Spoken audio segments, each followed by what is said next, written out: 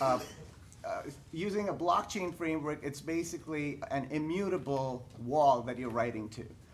It's also transparent and it's tamper-proof. And for some reason, the tamper-proof is off. Anyways, if you distill it down, the blockchain comes down to something as simple as using cryptographic hashes. So you take a private document and you create a hash. You guys are familiar with this, and you basically just push it into the blockchain.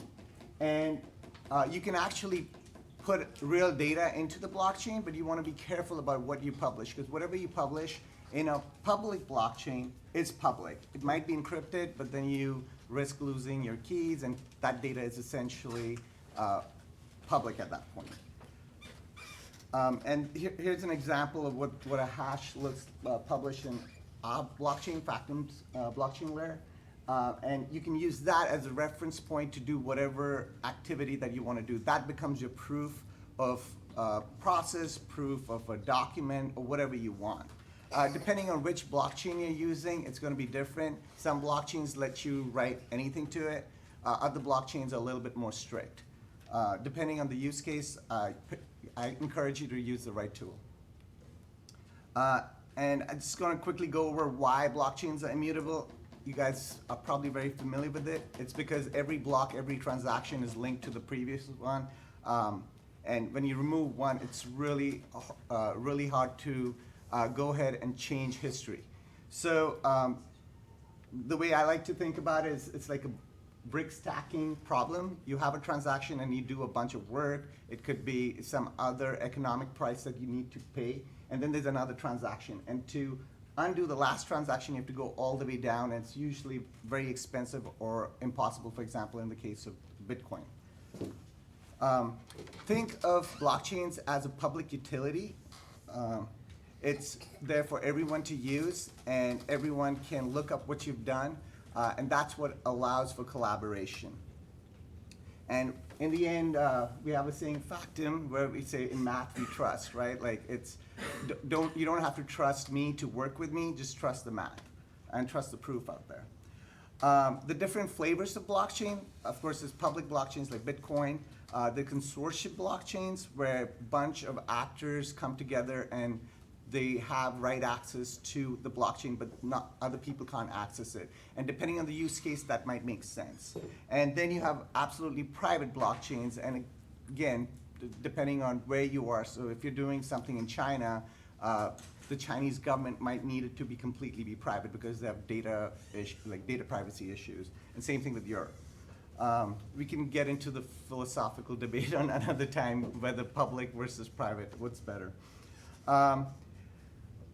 The key thing that you want to think about for this hackathon is, what do blockchains enable, right? We've known it as a payment mechanism, right? A lot of people know about smart contracts, especially Ethereum's one of the popular platforms for that. Then, of course, provenance, audit tools, secure logs. Factum is one of the companies that does that, but you can use any other tool as well. I also encourage you to really think about Factum as a messaging protocol.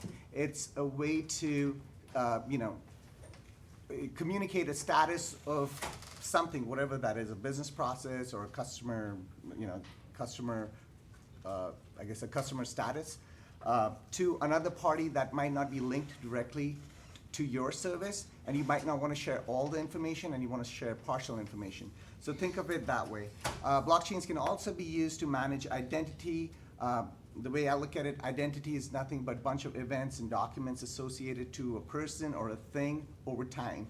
And it's very hard to go back and fake what happened in the past. So using time as a security mechanism.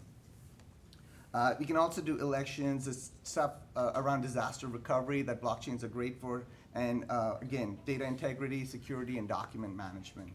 So that being said, when you're looking at your whatever application you're making, whatever your use case is, you want to think about, is blockchain the right tool? The litmus test, especially Brian out there, back there, he helped me educate me about this quick little test. Just insert the word database in your sentence where you're using blockchain, And if there's absolutely no difference, you're basically, barking up the wrong tree. You want to look for use cases where there are multiple parties, writers or publishers, working on a particular transaction, and they don't trust each other. So absence of trust is another thing that blockchains solve.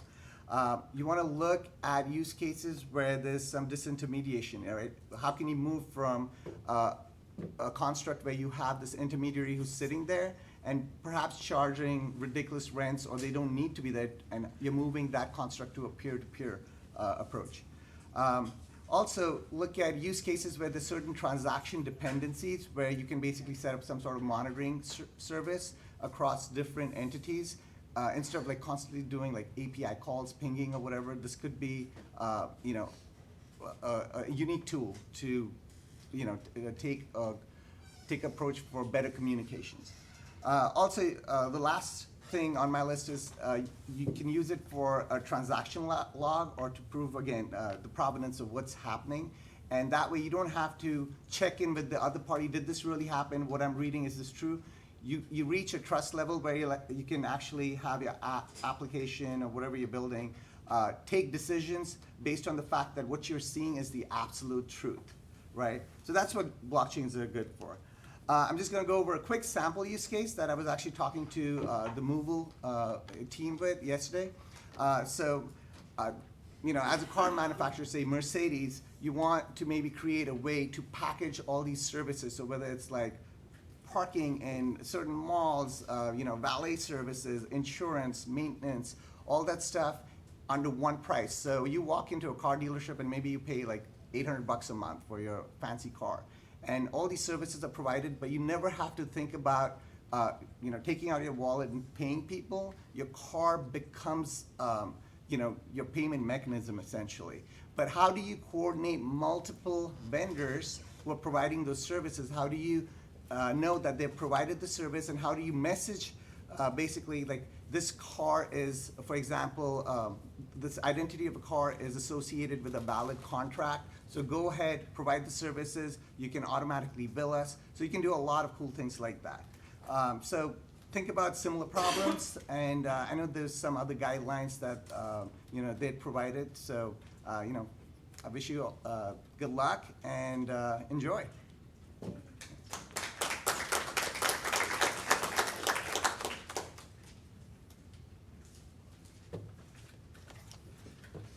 Any questions? Yep. What's the difference between a central database and a private blockchain? Okay, and a private blockchain. A private blockchain is you can have multiple people still writing, right? And some of them might have, read access. So you have a lot more control over what's being written, whether it's the protocol, whether it's the rules.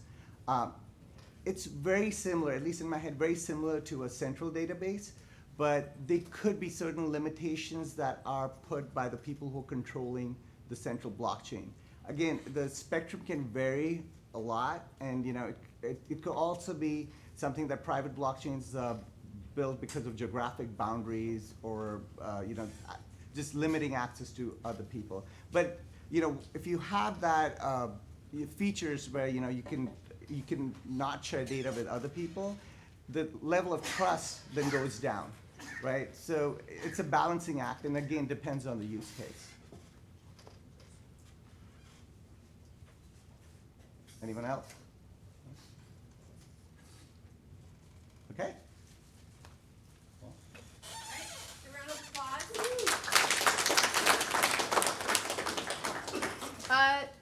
If anyone already has formed a team, feel free to come up now and put your team name on the board. If you guys have not formed a team and still want to pitch, feel free to come up and pitch now. Or if you are looking to join a team, you can also come up and pitch your skills. If you guys do not have the Wi-Fi password, there are Wi-Fi passwords at the front. Otherwise, let the games begin.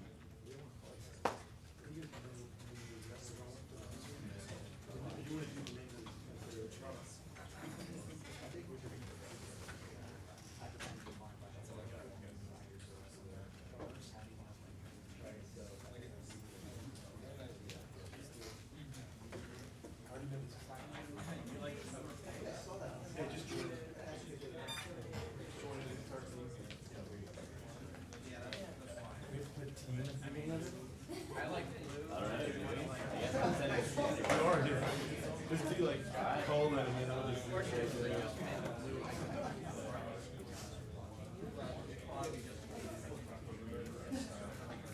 is it available?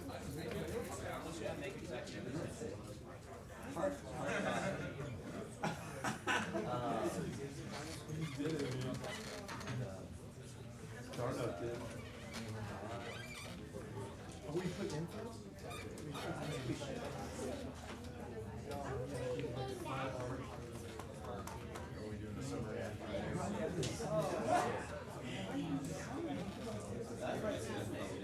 The whole thing has like one. There's no more room, guys. So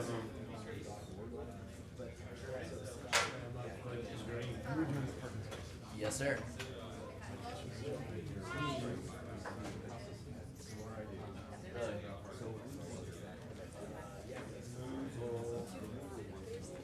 move on, right? Yes, sir.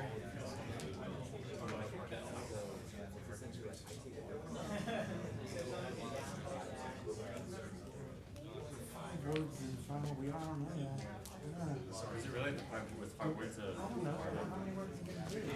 Pretty slow. Picture it down here.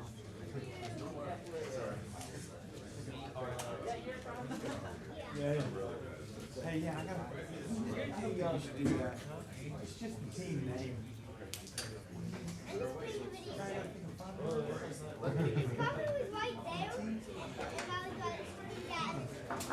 Oh, no worries.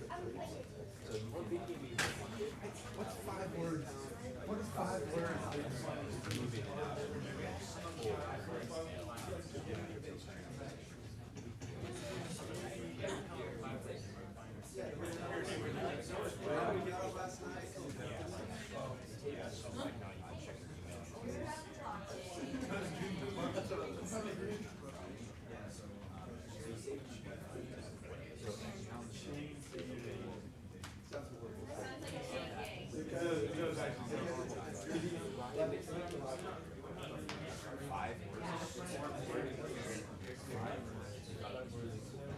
I like that.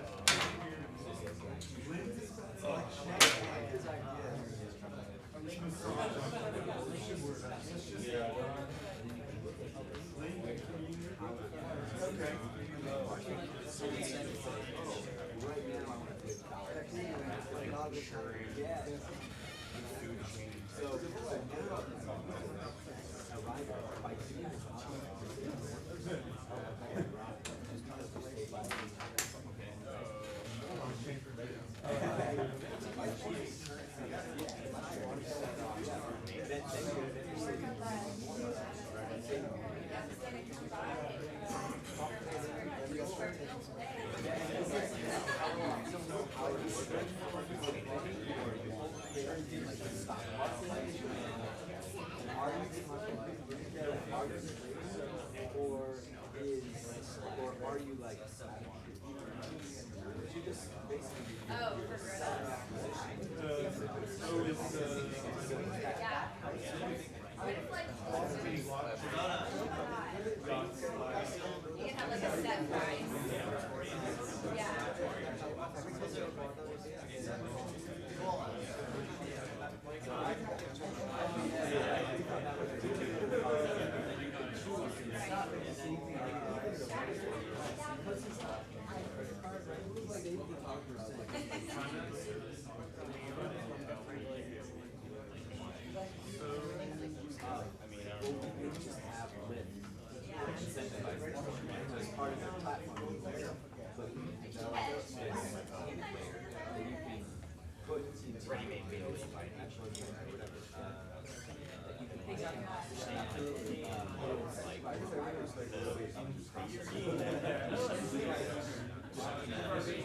Yeah. I would think that's and I think that's probably That's right. That's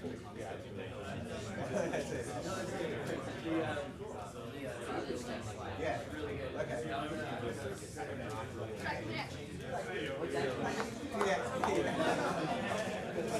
It's funny. I walked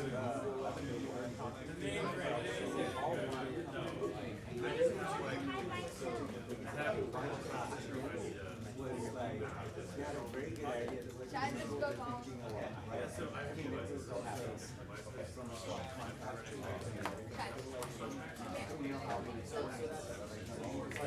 It was a good meeting, but we'll see. This is more like an education thing. Maybe we just focus.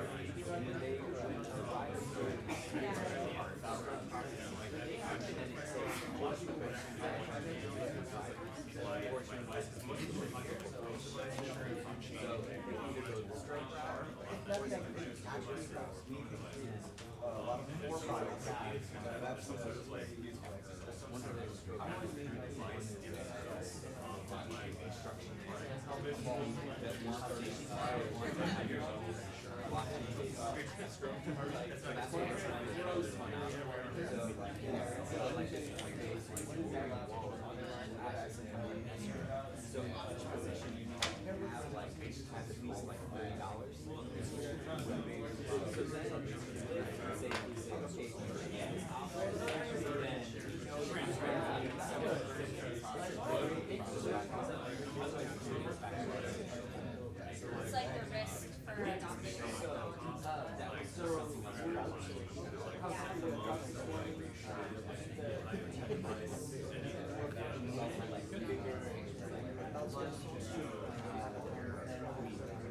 Yeah, that was a fun little marketing thing. Is